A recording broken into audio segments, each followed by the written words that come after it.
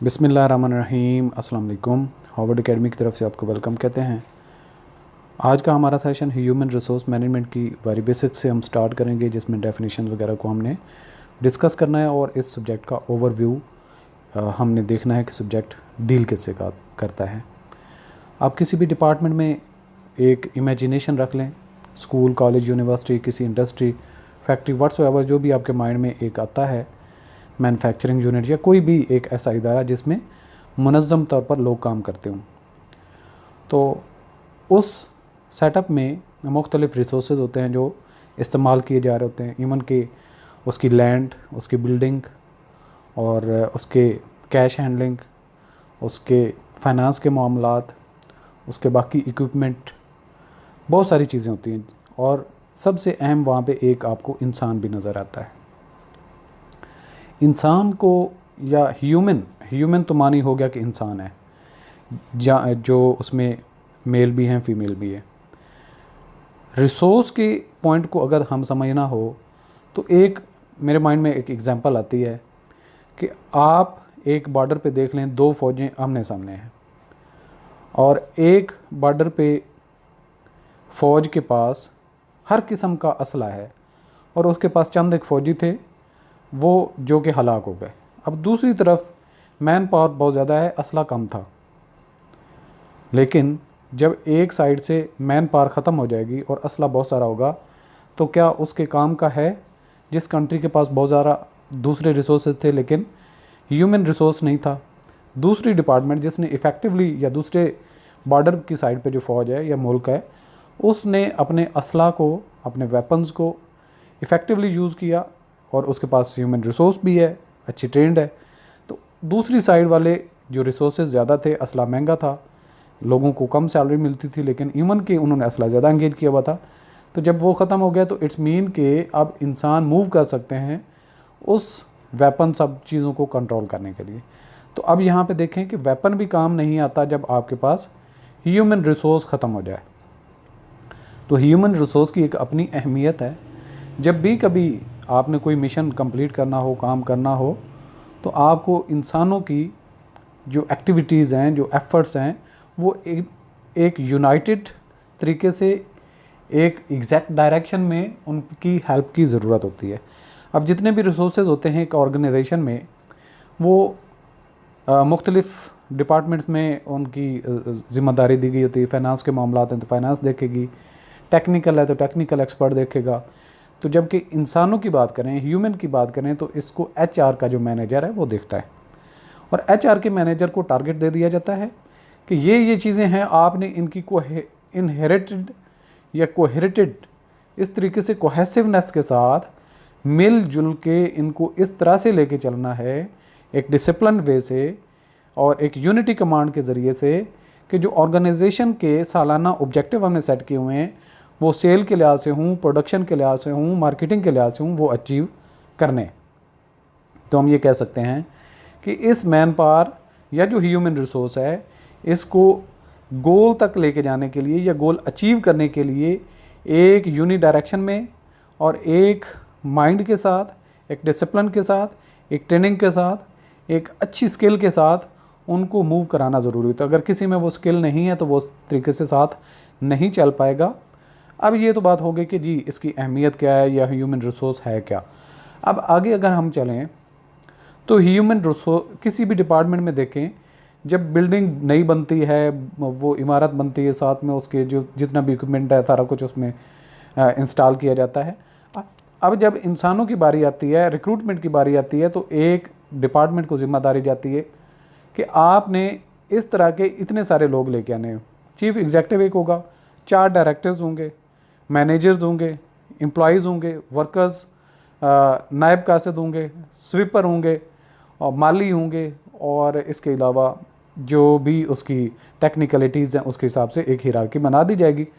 फिर इस तरह के लोगों को ढूंढा जाता है, वो थ्रू एडवर्टाइजमेंट होता है या रिक्रूटमेंट एजेंसीज़ के ज़रिए से ऐसे लोगों को तलाश किया जाता है। फिर उनका टेस्ट कंडक्ट किया जाता है, जब आ जाते हैं तो उनकी फर्दर ट्रेनिंग की जाती है और उनको काम दे दिया जाता है। जिसको कहीं स्किल में प्रॉब्लम हो तो उसकी ड्यूरिंग कैरियर ट्रेनिंग करवाई जाती है और उसकी प्रमोशन करवाई जाती है। और जब वो अपनी रिटायरमेंट के टाइम तक आता है तो उसको जो भी पर्क्स एंड प्रिविलेजेस हैं वो ड्यूरिंग सर्विस दिए जाते हैं। अब ये क्या क्या चीज़ें, किस तरह के लोग लेके आने हैं, कितनी ट्रेनिंग करवानी है, कैसे उनकी कैरियर प्रोग्रेशन करनी है, ये सारा का सारा मामला किसके पास होता है? ह्यूमन रिसोर्स डिपार्टमेंट के पास ही होता है। अब जब ये चीज़ें आपके माइंड में आ गई, जितनी मैंने आपसे डिस्कशन की, अब हम चीज़ों को रीड आउट करते हैं। तो इसमें डेफिनेशंस का एक पोर्शन होगा जिसमें मुख्तलिफ ऑथर्स ने ह्यूमन रिसोर्स मैनेजमेंट के बारे में बात की होगी।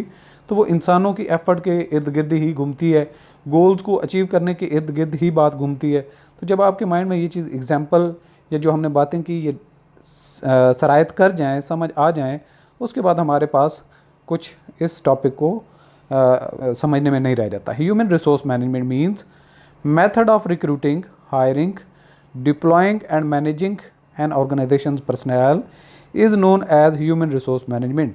तो हर एक ने अपने हिसाब से डेफिनेशन की, ये सादा सी डेफिनेशन भी है।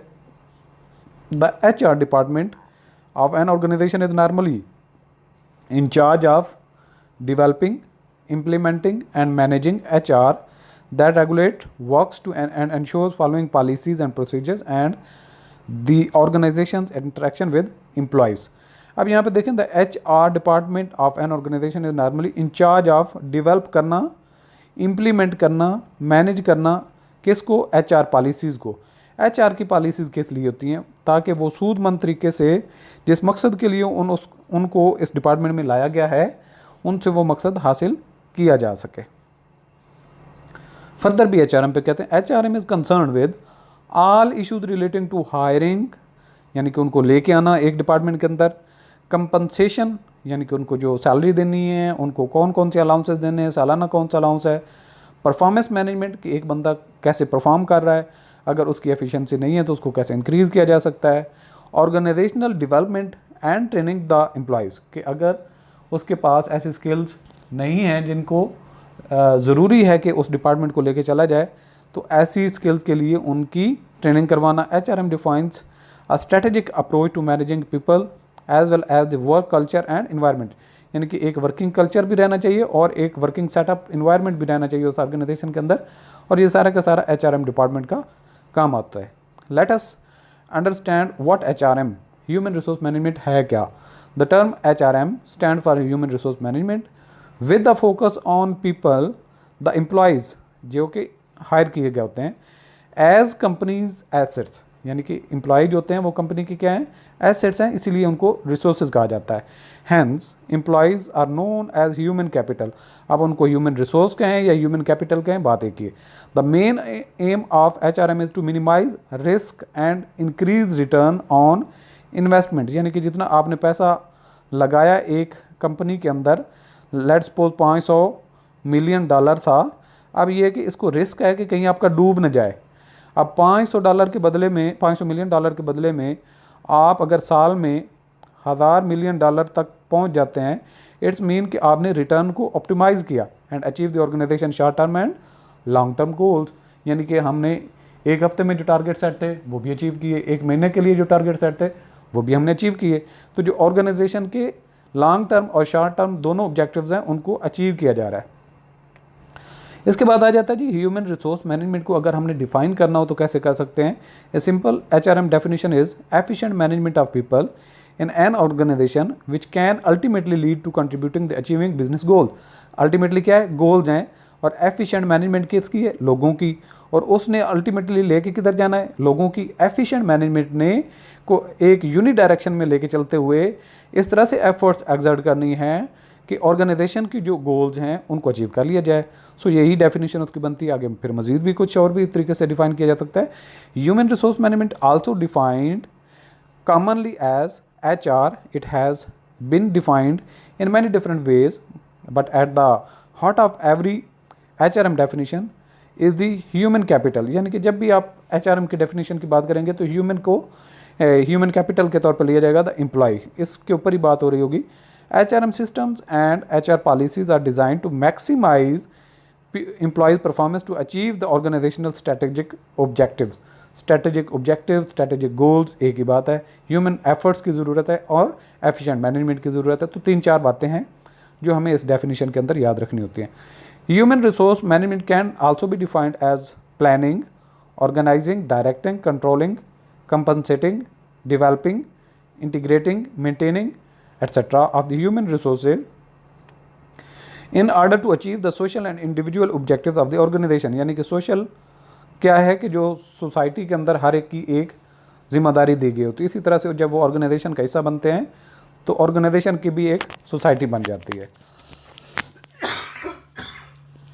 सॉरी। और इसी तरह से इंडिविजुअल की भी ऑब्जेक्टिव्स होती हैं। तो सोसाइटी मतलब ये कि अब जब हम सोसाइटी में रह रहे होते हैं, हम ये तो नहीं है कि हम जब दिल करे जैसे दिल करे सोसाइटी के साथ इंटरेक्ट करते रहें। अब घर से आप निकलें तो बच्चों को देखें और खेलते देखें तो उनको खेलने न दें, ये आपकी मर्ज़ी नहीं है, क्योंकि सोसाइटी में आप रह रहे हैं, आपको सोशल नॉर्म्स का ख्याल रखना पड़ेगा।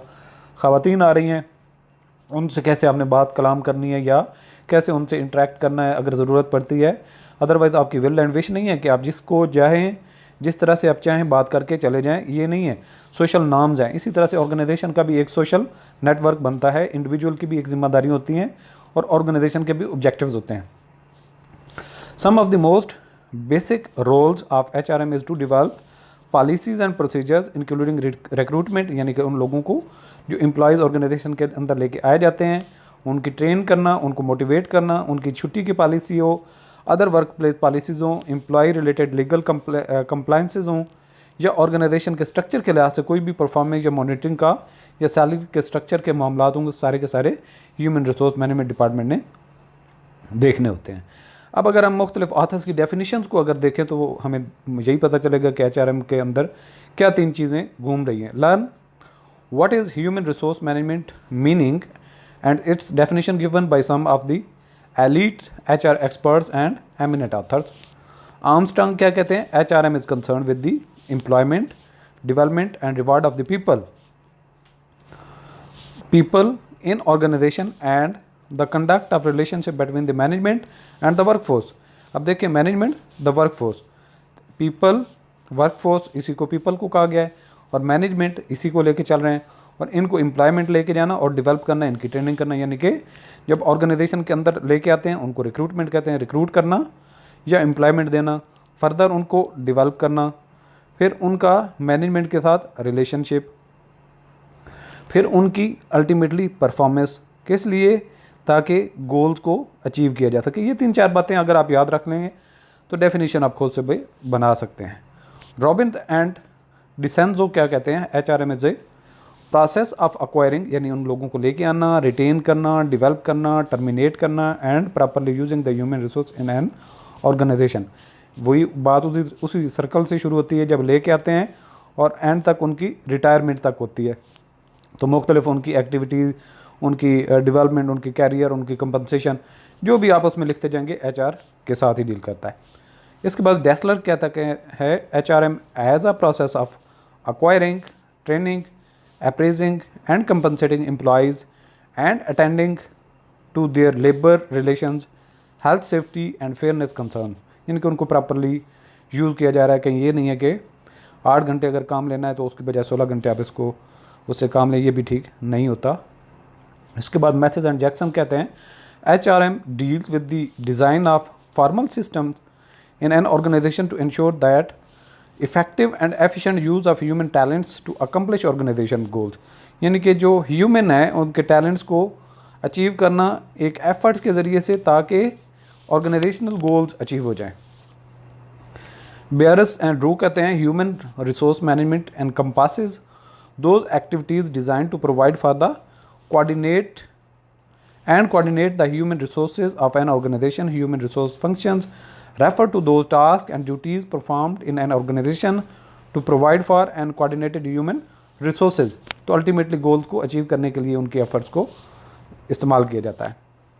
इवेंट्सविच and Glueck, human resource management is the function performed in organization that facilitate the most effective use of human people, use of people यानी कि employ to achieve the organizational and individual goal. इसके बाद Edwan and फ्लिपो हैं, वो define करते हैं HRM को planning, organising, directing, controlling and procurement development, compensation, integration, maintenance and separation of human resources to the end that individual, organization and social objectives are accomplished। तो planning कब से शुरू होती है? एक ऑर्गेनाइजेशन बनाते हैं तो कितने हमने CEO, डायरेक्टर्स, मिडिल लेवल पे मैनेजमेंट, टेक्निकल लोग, फाइनेंस के लोग, HR के लोग, लोअर लेवल के वर्कर्स कितने लेके आने, ये और प्लान होता है। फिर ऑर्गेनाइज होता है कि हमने वाकई लेके आने, तो ये कहाँ से लेके आएंगे, ये कहाँ से लेके आएंगे, ये कहाँ से लेके आएंगे। इसके बाद जहाँ पे भी आपकी रिक्रूटमेंट एजेंसीज हैं उनसे कांटेक्ट करते हैं, उनको डायरेक्ट करते हैं कि जी हमें ये इस तरह के लोग चाहिए। फिर जब आ जाएं उनको रिक्रूटमेंट उनकी कर लेते हैं, उनकी ट्रेनिंग करवाना, उनको कंट्रोल करना, जो आप उनसे हासिल करना चाहते हैं वो करें। तो प्रोक्योरमेंट क्या है? उनकी सैलरीज वगैरह देना। ज़ाहिर बात हम उनसे जो उनकी एफर्ट्स हैं, उनकी कोशिश, उनका टाइम है, उनकी एनर्जीज़ हैं वो बाय करते हैं, तो प्रोक्योरमेंट करते हैं। फिर फर्दर जो हमारे पास लोग आ जाते हैं उनकी ट्रेनिंग वगैरह करके उनको डेवलप करना, उनको कंपनसेट करना, ट्रेनिंग वगैरह पे भेजते हैं। अगर उनको कोई सेफ्टी के इश्यूज़ हैं वो सारी चीज़ें कंपनसेट करना। इंटीग्रेट क्या है? एक डिपार्टमेंट का दूसरे डिपार्टमेंट के साथ लिंक, और एक इंडिविजुअल का दूसरे के साथ कोहेरेटेड एफर्ट्स को इंटीग्रेटेड वे से लेके चलना ताकि ऑर्गेनाइजेशन के ऑब्जेक्टिव को मीट किया जाए। इसके अलावा maintenance and separation of human resources, यानी कि उनको मेंटेन भी रखना कि अगर हमें 100 एम्प्लॉयज़ चाहिए तो अगर 95 हो जाएं तो उनको 100 के करीब कैसे तक लेके जाना है, उनको मेंटेन भी रखना है और वेल ट्रेंड भी रखना है। And separation of human resources, यानी कि अगर टॉप लेवल पे मैनेजमेंट है उसने का क्या काम है, मिडिल लेवल पे मैनेजमेंट है उसका क्या काम है, वर्कर का क्या काम है, तो सेपरेशन भी होना चाहिए। To the end individual organisation and social objectives are accomplished, कि ऑर्गेनाइजेशन भी सक्सेसफुल हो और जो लोग जिस काम के लिए आए हुए हैं उनकी भी सेटिस्फैक्शन होनी चाहिए। जॉन स्टोरी कहते हैं state that HRM is a distinctive approach to employment management which seeks to achieve competitive advantage through the strategic deployment of highly committed and capable workforce using the integrated array of culture, structural and personal technique। Again वो भी human resource पे बात कर रहा होता है कि competitive इतनी एक होनी चाहिए, हाईली कम्पिटिटिव कमिटेड होनी चाहिए, जो अपनी ऑब्जेक्टिव और इंटीग्रेटेड एफर्ट से जो ऐसा कल्चर या उनको ऑर्गेनाइजेशन का स्ट्रक्चर, ऐसा इन्वायरमेंट दिया जाए जिससे उनके जो टॉप लेवल की मैनेजमेंट है जो उनको टास्क दे वो आसानी से अचीव कर सके और अल्टीमेटली ऑर्गेनाइजेशन की जो ऑब्जेक्टिव्स हैं उनको भी हासिल किया जा सके। MJ जोशियस कहते हैं the field of HRM involves planning, organising, directing, controlling functions of procuring, developing, maintaining and utilising a labour force. तो ये वो अगेन डेफिनेशन एक पहले हमने पढ़ी उसके साथ मैच करती है। इसके बाद है Ricky W Griffin, human resource management is the set of organisational activities directed at attracting, developing and maintaining an effective workforce, यानी कि ये क्या है? Human resource management is the set of organisational activities है जिसका मकसद क्या होता है? लोगों को अट्रैक्ट करना, उनको डेवलप करना, उनकी मेंटेन करना, एक इफेक्टिव वर्कफोर्स, यानी कि कोई भी बंदा हमने फजूल नहीं रखा हुआ, जो डिपार्टमेंट का फंक्शन था, जो मकसद था, उसको प्रॉपरली एग्जीक्यूट किया जा रहा है। तो ये था आज का हमारा जो बेसिक इस HRM के बारे में ओवरव्यू और उसकी डेफिनेशन के हवाले से। तो उम्मीद करते हैं कि ये चीज़ें आप टू द पॉइंट इन चीज़ों को फोकस करेंगे तो आपका ये एक एरिया कवर हो जाता है। अल्लाह हाफ़िज़।